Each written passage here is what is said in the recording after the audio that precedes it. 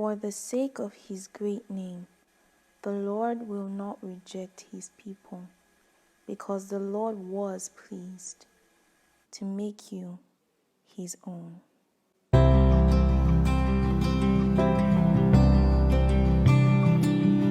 Guys, welcome back to God Moments with Tomi, and as you can see, things are they're crisp. Okay, so yes, I just want to thank God for better filming equipment. Few disclaimers is like 5:37 a.m. in the morning. If you hear something doing amazing timing, but if you hear that, know that the chickens are waking up. Yeah, thank you. So another disclaimer: I'm going to be talking. I'm going to be looking at my iPad a lot in case you see me looking down, because I don't want to miss out any important detail. And another disclaimer: this chair used to make noise. Okay, so is the sound of music is part of it. It's part of the full experience. Yeah. The title of this episode is God Does Not Forsake His People.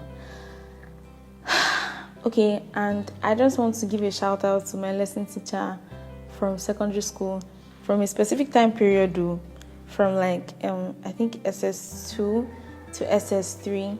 I'm not so sure about the timing, but his name was Mr. Tolagbe. If you know any Mr. Tolagbe, praise God for Jesus. The man was an amazing person, and he was a Christian.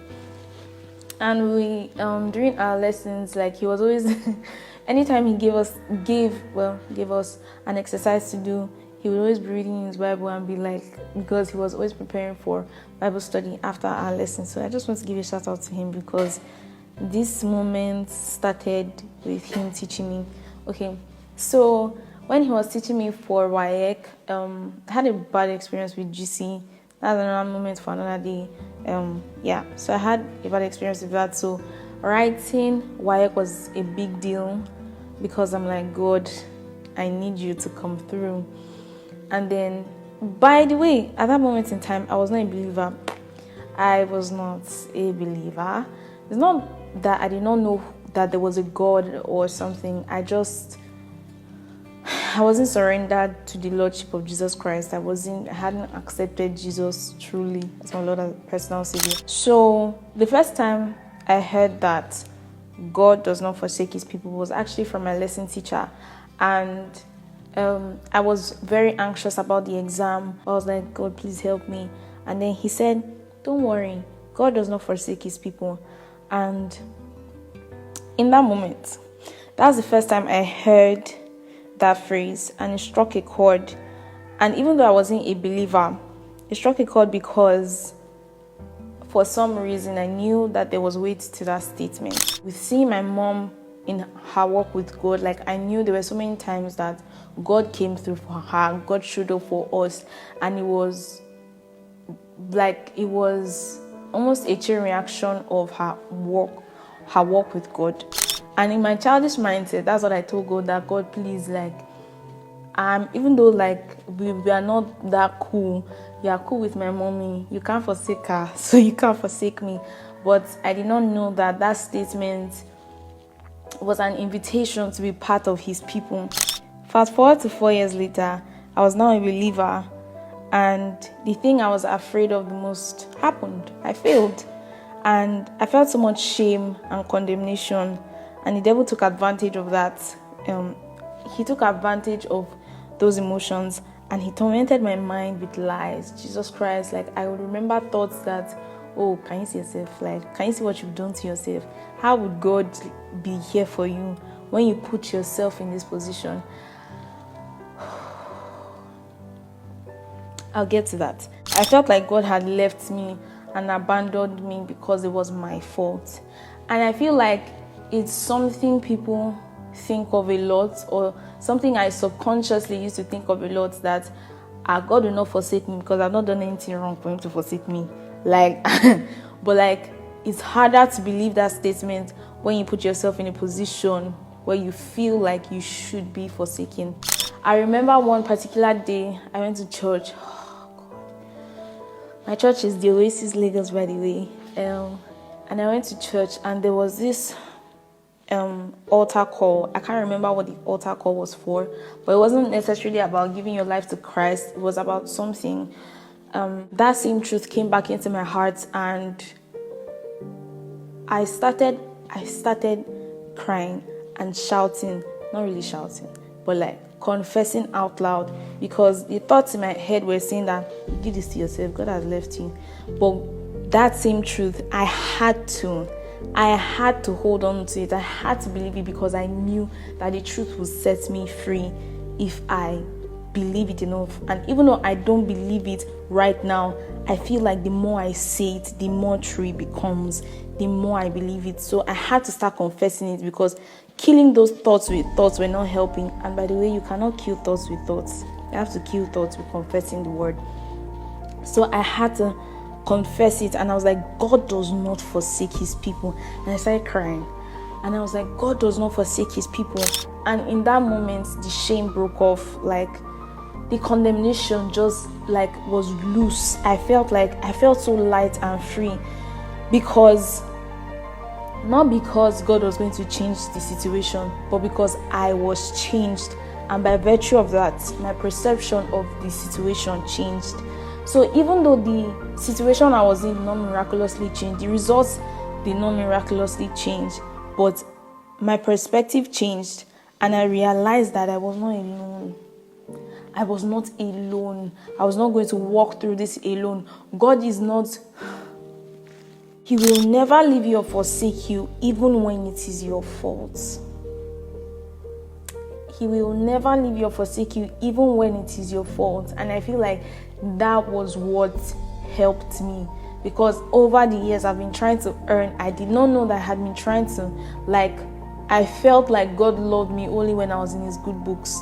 But do I still feel like he loves me when I've done something wrong?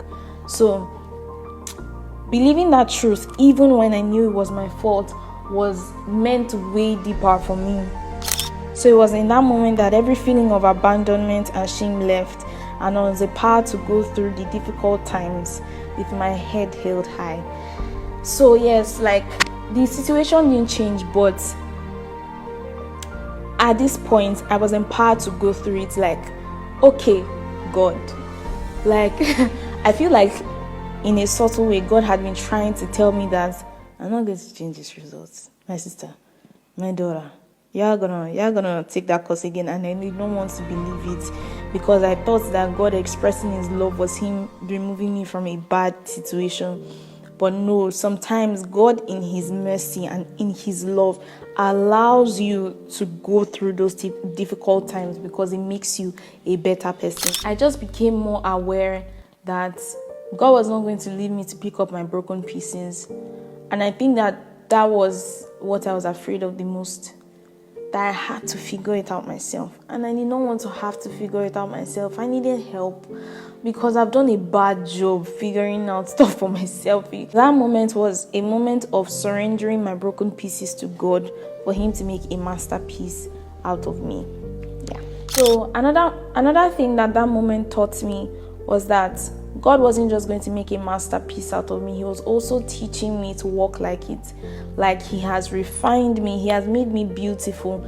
And I cannot act like I'm not. I cannot cower. That's the word I'm looking for. God has built me to be beautiful. He has made me a masterpiece. I have to own it.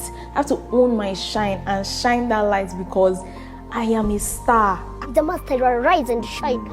I'm going to arise and shine. Yes, you are a star. You are not.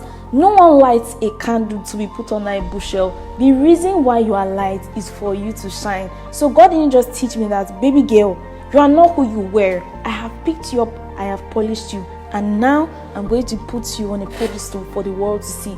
I'm not going to pick you up and polish you for me to hide you at the back of something. No. The reason why you're a work of art is because you're supposed to be displayed.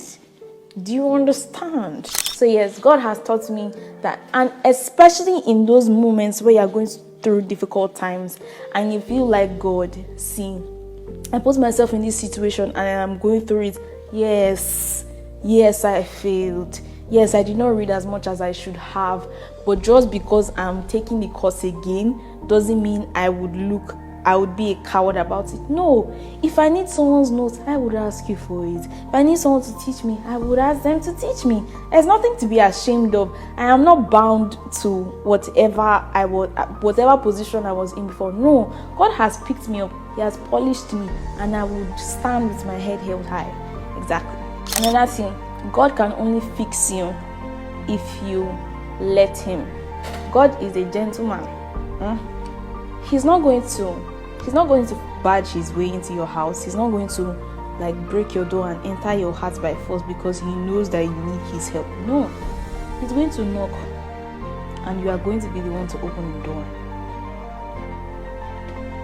So the Bible says in Amos 3:3, can two walk unless they agree? You have to agree with God. You have to be with God. It is not enough for you to be with God. You have to be in partnership with Him. It's not enough for someone to walk side by side with you and counsel you. Imagine you are blind and the person is telling you, go this way, because he's the one that sees. You can't help yourself. So it's not enough for you to just walk with someone that gives you direction. You also have to take his direction for you to land in the right place. So I just want to make it clear that it's not going to be easy. It's not supposed to be easy. It's a difficult situation, but it is not impossible to get through with the help of God. For example, you jump into an ocean and you can't swim. God is not miraculously going to teleport you to shore. Because if He does that, there's a high possibility that you will do that again and you will not respect the ocean and the power of the situation. You will not respect the consequences of an action. Exactly. So God might not teleport you to shore, but He will come with a boat.